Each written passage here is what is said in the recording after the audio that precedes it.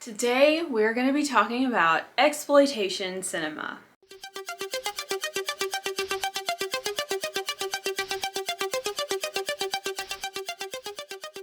If I were to go up to some random person on the street and say, I like exploitation movies, it would kind of sound like I just like to watch movies about people being exploited. It's kind of a hard term to explain.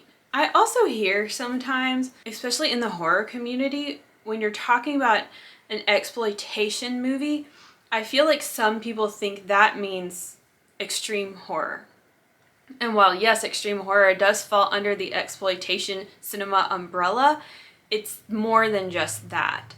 So I thought this video would be really fun to do. I'm learning a little bit, I'm getting clarification as I try to give YouTube clarification. I consulted with several sources, which I will link below, and I invite you, in fact, beg you to please share your insight, your knowledge, or your opinions to further elaborate or clarify on what exploitation cinema is in the comments. In his article, Exploiting Exploitation Cinema, an Introduction, David Roche writes that exploitation cinema is not a genre, it is an industry. He describes exploitation films as films that are made cheaply and made for profit. GrindhouseDatabase.com says that exploitation cinema is known for its intense subject matter. The word exploitation in a film marketing context is kind of synonymous with advertising or promotion.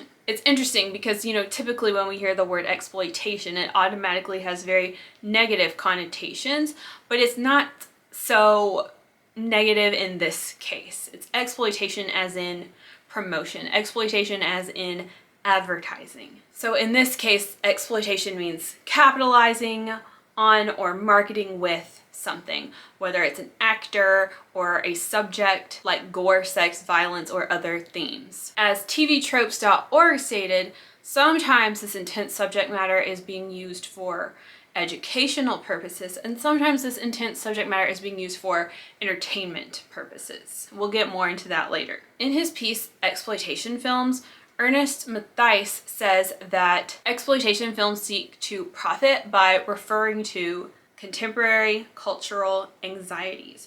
So we're talking things like violence, nudity, xenophobia, crime, etc. Mathies also says that there's not really a clear way to classify a film as exploitation or not. It's kind of open for interpretation in a lot of cases. GrindhouseDatabase.com mentions how exploitation films often overstate themselves or over-sensationalize themselves. And once I read that, I was like, that makes a lot of sense, because a lot of these titles, I've been watching a lot of Jolly, so a lot of these titles are just ridiculous. And the taglines too. The taglines would be like, the most controversial movie ever made, or the most violent movie you'll ever see. Things like that, which I love. And another way that these movies overstate or over-sensationalize themselves are the covers. There will be a lot of cover art that is not actually depicting anything that happens in the movie. The first example that pops into my mind is Fulci's Enigma. There is no girl with spider hair in that movie. Who is that? And I'm going to quote this website directly here. Very often, exploitation films were of low quality in every sense. We're talking B movies or C and D movies, if you will. There's also a lot of uncut, unrated material, and again, lots of sex, lots of very taboo topics.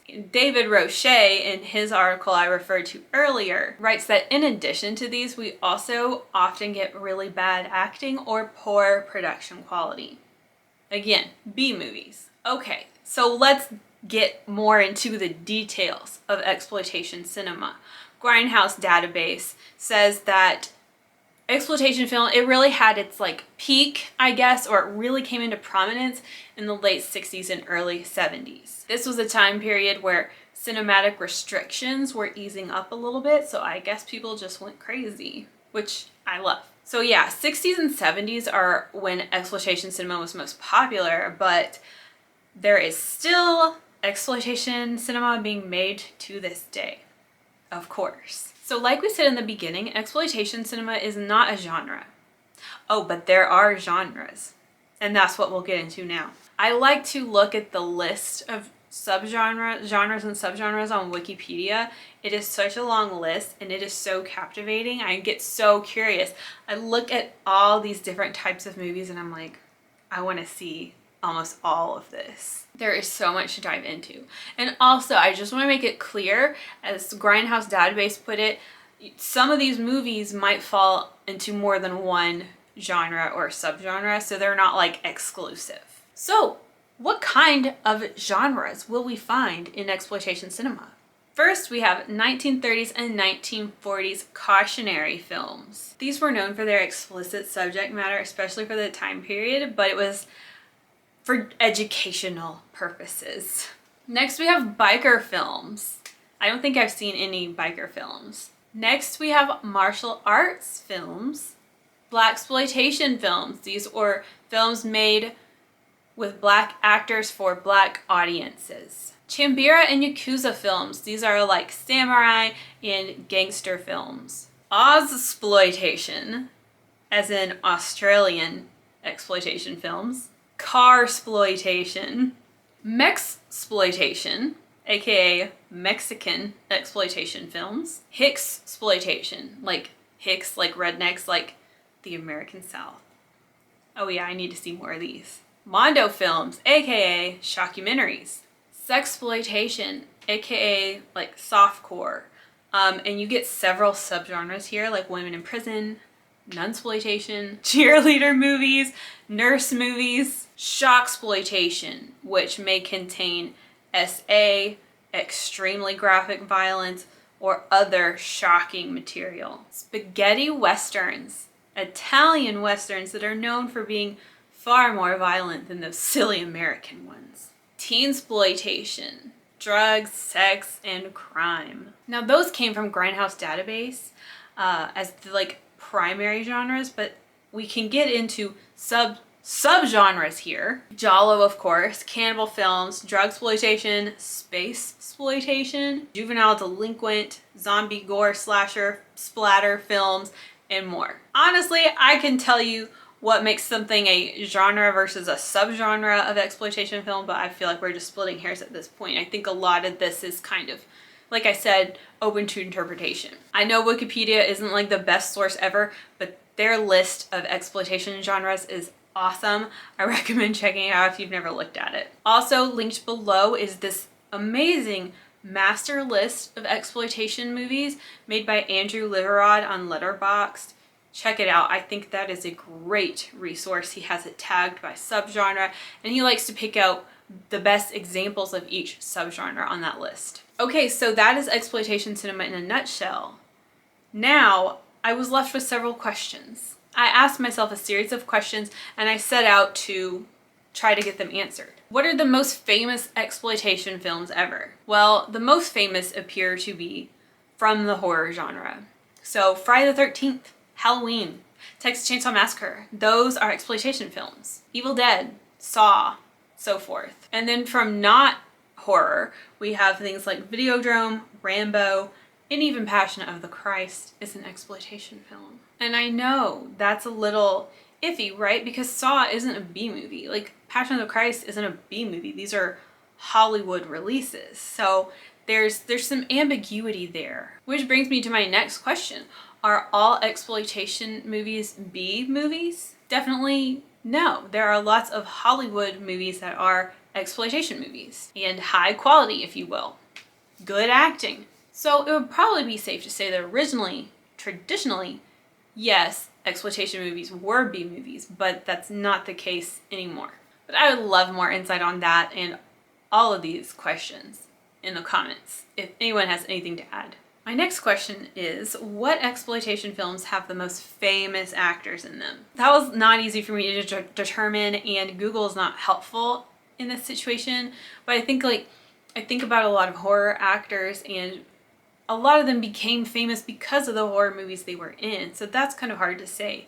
I did find a website that said that John Wick is an exploitation film. What do y'all think? What do y'all think about that? I don't know, but you know, Keanu Reeves is pretty famous. My next question is, what exploitation, these are just things I'm wondering, right? What exploitation films have grossed the most money? And what exploitation films have the largest budget? I thought the answer is probably, like, it could be like a Tarantino movie or something like that. You know, I guess his films are probably exploitation films, but yeah, this is something that Google is unable to help with, and I think a large part of that is the fact that the exploitation film world is so broad. Another question I have, are all horror movies exploitation movies? I don't know. Someone answer that. Maybe one day I'll look back and realize that was a really dumb question. Are all horror movies under the exploitation movie umbrella? And my final question, what are some examples of a modern exploitation film? We have Sharknado from 2013, American Mary from 2012, and Martyrs from 2008. Those are all examples of more recent exploitation films. And there we have it. There is a newbie's understanding of exploitation cinema. What do y'all think? Again, please feel free to add anything in the comments. I love exploitation cinema because it's low culture. Low culture is my favorite type of culture. It's lowbrow, it's trashy, it's cheap, provocative, funny. But in a way, I think exploitation cinema is authentic. It's more authentic. First of all, because there's no like rules, you know, there's no censorship, just do it. But also because there's this degree of resourcefulness. These are people, these are filmmakers and actors and crew doing what they can with what they have, just making it work. And I think there's, even if it's rough around the edges, I think there's something so beautiful to that. So the genres of exploitation film that interest me the most are, of course, horror and giallo, but I'm also really interested, I love like coming of age stuff, so teensploitation, definitely, and I'm interested in drugsploitation too. I always loved drug movies, but I've kind of like fallen away from that lately. And I don't know, would Lifetime movies, are Lifetime movies exploitation movies? That's another good question, because I love Lifetime. But yeah, honestly, I'd eventually like to give a little bit of everything a try, for sure. Just to see, you know? Oh, except I don't think I want to watch rape revenge movies. Okay, class, Exploitation Cinema 101 is complete. I hope you enjoyed. I had a blast researching and writing out the outline for this video, and I think I'm gonna have a blast editing it as well. So it's a beautiful world. I love it here. And it's been a pleasure spending time with you. Ciao for now, exploitation fans.